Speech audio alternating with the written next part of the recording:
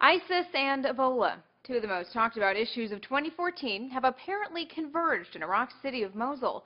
Well, at least that's what some Iraqi media would lead you to believe. The unconfirmed report initially appeared in Iraq's pro-government Al-Saba newspaper in late December. In it, an unnamed source claimed ISIS fighters from Africa brought Ebola to Mosul. Other reports claim between 2 and 5 fighters were infected with the deadly disease, and even that ISIS mandated bodies of those thought to have contracted it be burned after death. Alright, so we have some Iraqi media outlets saying ISIS is now dealing with Ebola, but how likely is that? Unsurprisingly, not very. For starters, Iraq's Ministry of Health denied the claim, pointing out that the only facility capable of detecting Ebola within Iraq is in the country's capital, Baghdad, not Mosul. A World Health Organization official told The Independent the same thing. The organization's head of public relations said they were looking into the claim nonetheless. Then there's the fact that Ebola's symptoms aren't entirely unique.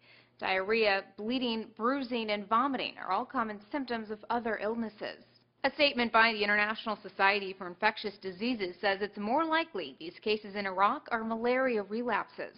And not to mention, ISIS isn't even recruiting from West Africa, at least not in large numbers. According to the Washington Post, most of the group's African recruits come from North Africa, specifically Tunisia. So Iraq probably isn't dealing with an Ebola outbreak, but with just 8 doctors for every 10,000 people, and ISIS reportedly executing more doctors, the country would be ill-equipped to handle an outbreak if there were one.